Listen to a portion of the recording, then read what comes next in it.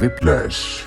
ये कहानी है जज्बे की, ये कहानी है मेहनत की, ये कहानी है एक आम इंसान से महान आर्टिस्ट बनने की। इस कहानी की शुरुआत में हमें न्यूयॉर्क सिटी में एक लड़के को दिखाया जाता है जो ड्रम बजा रहा होता है। इस लड़के का नाम एंड्रयू है।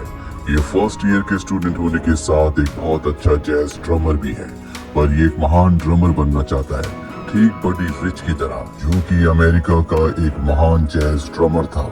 अब जब वो प्रैक्टिस कर रहा होता है तभी वहाँ पर टेरेंस फ्लेचर आता है, जो कि इस कॉलेज का एक रूथलेस जैज इंस्ट्रक्टर है। उसे देखकर एंड्रयू वहाँ से जाने लगता है और फ्लेचर उसे रुकने के लिए कहता है और अलग अलग रिदम पर उसे ड्रम बजाने की कमांड देता है, जिसे वो फॉलो नहीं कर पाता। इसीलिए फ्लेचर बिना कुछ कहे वहाँ से निकल जाता है। एंड्रयू ये बात अपने डैड को बताता है कि डैड कहते हैं कि तुम्हें इस बारे में बहुत ज्यादा नहीं सोचना चाहिए, तुम्हारे पास अभी बहुत वक्त है।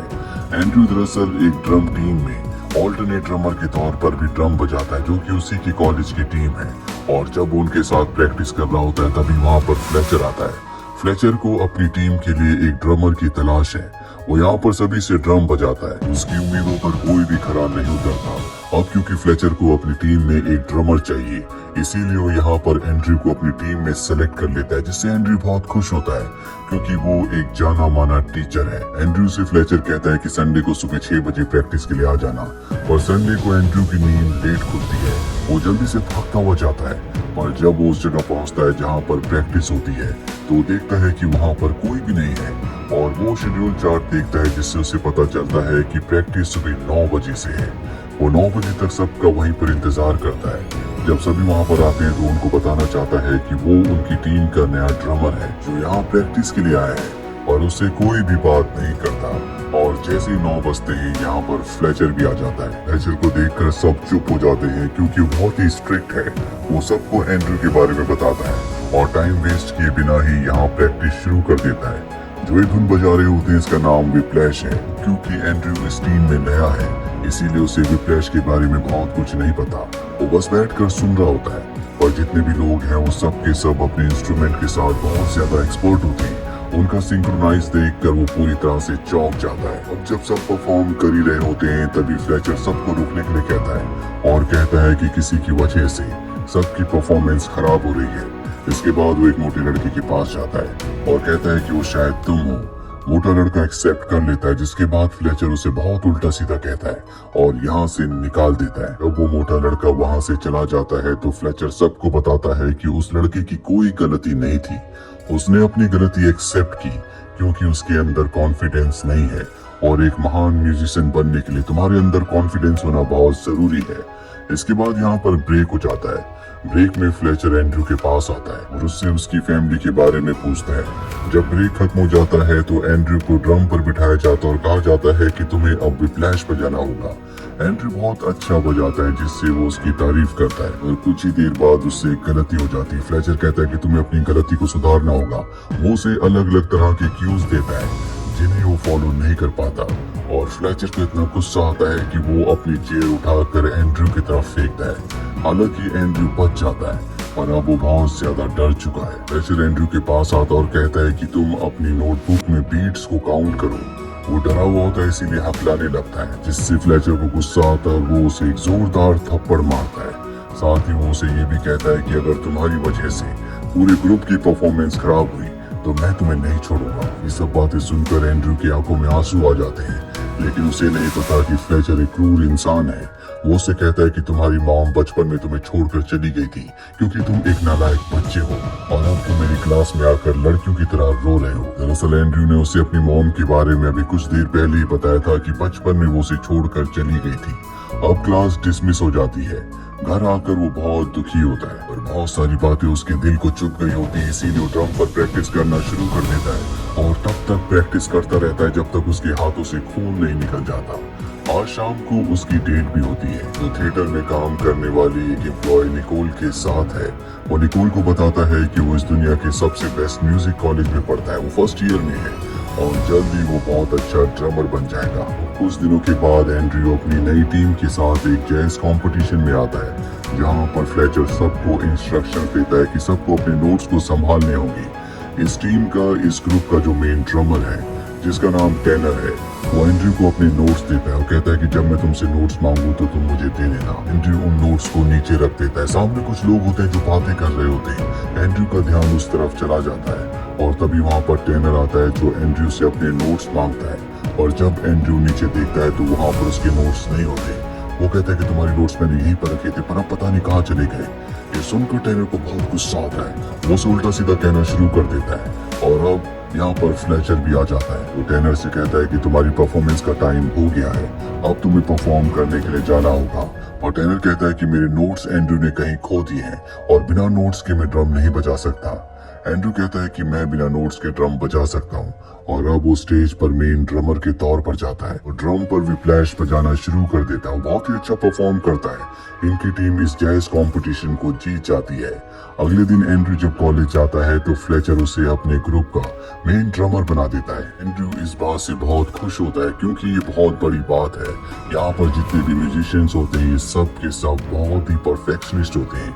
और अब एंड्रयू यहाँ पर लगातार इनके साथ प्रैक्टिस करने लगता है। और एक रात को जब वो अपनी प्रैक्टिस करके जा रहा होता है तभी फ्लेचर उसे वहाँ पर रुकने के लिए कहता है। इसके बाद यहाँ पर एक और लड़का आता है। वो बताता है कि मैंने इस लड़के को तुम्हारी तरह एक दिन रात को प्रैक्टिस करते हुए देखा था। इस लड़के का नाम कॉनोली है। और अब फ्लेचर इन दोनों को बारी बारी ड्रम बजाने के लिए कहता है पर कॉनोली एंड्रयू से अच्छा ड्रम बजाता है। इसके बाद वो कॉनोली को मेन ड्रमर जिसे को ड्रमर भी कहा जाता है वो बना देता है, जो कि पहले एंड्रयू था। इस बात से एंड्रयू को बहुत दुख होता है। वो फ्लेचर से कहता है कि किसी को भी तुम मेरी जगह रिप्लेस नहीं कर सकते। फ्लेचर कहता है कि तुम कभी भी को ड्रमर यानी कि मेन ड्रमर नहीं थे। अगर तुम मेन ड्रमर बनना चाहते हो तो इसके लिए तुम्हें और भी प्रैक्टिस करनी पड़ेगी। इसके बाद एंड्रयू यहाँ से चला जाता है। आज उसकी अपनी गर्लफ्रेंड के साथ डेट भी होती है जिसका नाम निकोल है। पर अब वो निकोल से ब्रेकअप कर लेता है क्योंकि वो उसकी ड्रम प्रैक्टिस में आ रही होती है और वो किसी भी कीमत पर एक महान ड्रमर बनना चाहता है। वो घर आकर एक बार फिर से प्रैक्टिस करना शुरू करता है। प्रैक्टिस करते करते उसके हाथों से खून आ जाता है लेकिन फिर भी वो नहीं रुकता और तब तक प्रैक्टिस करता रहता है जब तक उसका ड्रम टूट नहीं जाता। दरअसल वो इस बात से बहुत ज्यादा हर्ट हो गया है। उसकी जगह कॉनोली को मेन ड्रमर बना दिया गया है। अगले दिन हम प्रैक्टिस में देखते हैं कि कॉनोली मेन ड्रमर के तौर पर ड्रम बजा रहा होता है और उसकी साइड में पुराना मेन ड्रमर जिसका नाम टेनर है वो बैठा होता है और दूसरी साइड में एंड्रयू। यहाँ प्रैक्टिस के थोड़ी देर बाद ही वो कॉनोली को और भी तेज ड्रम बजाने के लिए कहता है लेकिन कॉनोली उसकी कमांड को फॉलो नहीं कर पाता, वो स्पीड नहीं बढ़ा पाता। जिसके बाद वो एंड्रयू से ड्रम बजवाता है और एंड्रयू भी उतनी स्पीड से ड्रम नहीं बजा पाता जितनी स्पीड से फ्लेचर चाहता है। इस पर फ्लेचर उसे एक बार फिर से ताना मारता है और कहता है कि अगर ये तुम्हारी बेस्ट स्पीड है तो इस बात से मुझे कोई हैरानी नहीं होती कि बचपन में तुम्हारी मॉम तुम्हें छोड़कर चली गई थी। तुम एक नालायक बच्ची हो। इसके बाद वो टेनर से भी ड्रम बजवाता है। टेनर भी उस स्पीड को नहीं पकड़ पाता।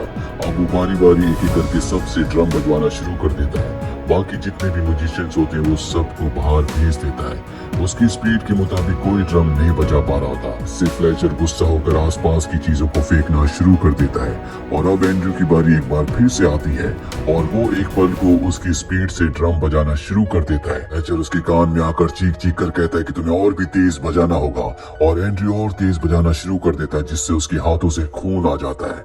5 घंटों तक इसी तरह से सिलसिला चलता रहता है। 2 बजे इनकी क्लास खत्म हो जाती है।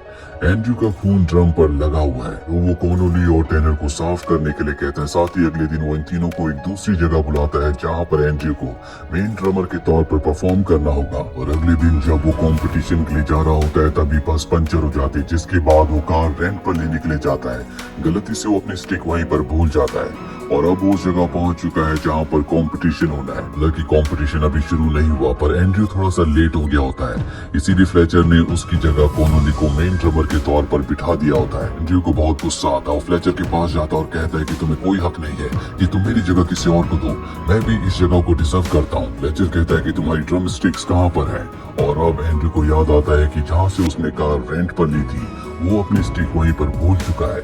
इसीलिए फ्लेचर से रिक्वेस्ट करता है कि वो उसके लिए वेट करे।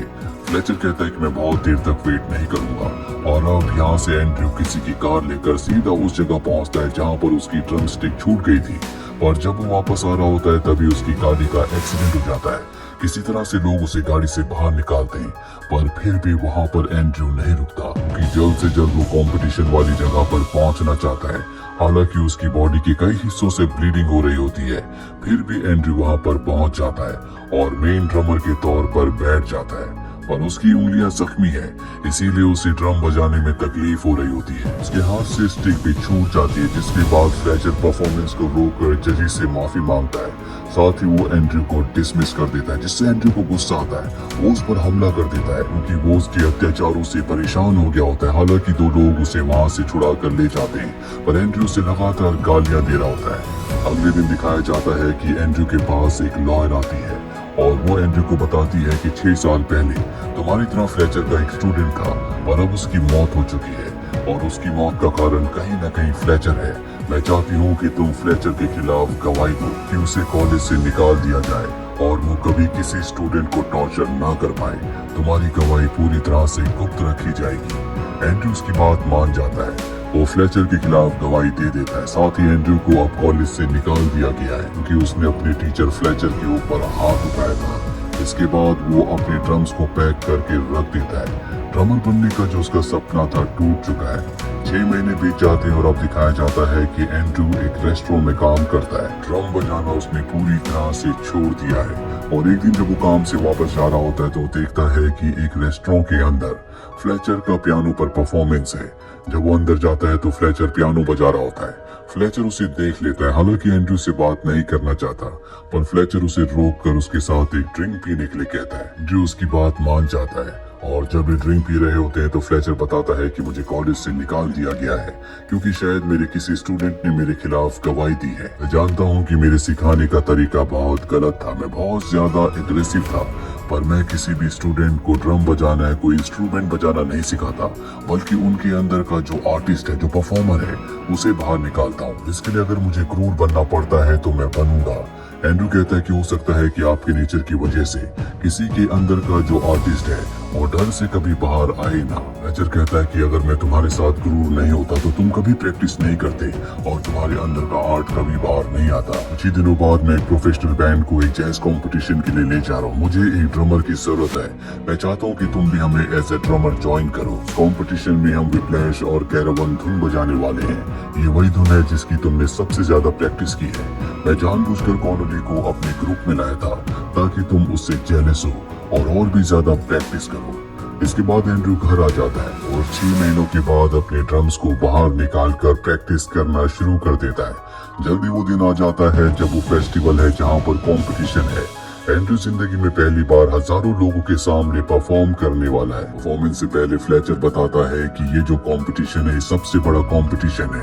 अगर तुमने यहाँ पर अच्छा परफॉर्म किया तो तुम सबकी लाइफ करियर पूरी तरह से सेट हो जाएगा और अगर तुम परफॉर्म नहीं कर पाए तो तुम शायद कभी भी अपने करियर में आगे ना बढ़ पाओ, क्योंकि अगर तुम एक बार यहाँ के जजेस की नजरों में गिर गए तो शायद तुम कभी ना उठ पाओ। अब कंपटीशन शुरू होने से पहले फ्लेचर एंड्रयू के पास आता है और कहता है कि मैं पागल नहीं हूँ, मुझे पता है कि तुमने मेरे खिलाफ गवाही दी थी और अब देखो मैं क्या करता हूँ। इसके बाद वो माइक में अनाउंस करता है कि आज हम एक नई धुन बजाएंगे जिसका नाम अब सिंगिंग है।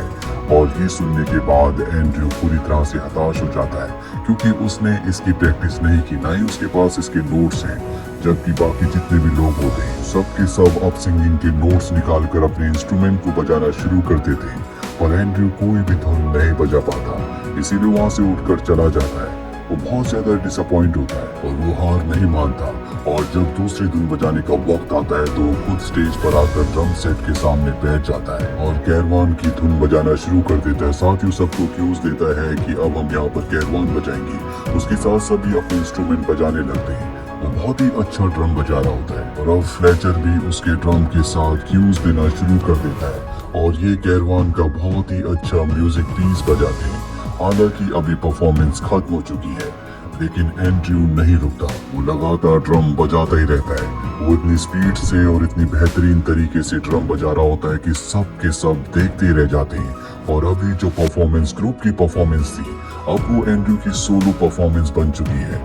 उसके ड्रम बजाने की शैली से सब बहुत ज्यादा इम्प्रेस हो जाते हैं। लकी फ्लेचर नहीं चाहता कि अब वो ड्रम बजाए, वो उसे क्यूज नहीं दे रहा होता, लेकिन एंड्रयू इतना बेहतरीन और इतना सही टेम्पो में ड्रम बजा रहा होता है कि फ्लेचर भी उससे इम्प्रेस हो जाता है और उसे एक बार फिर से क्यू देना शुरू कर देता है। लेचर के एक्सप्रेशन से और उसके हाव भाव से साफ जाहिर होता है कि एंड्रू को वो एक महान ड्रमर मान चुका है।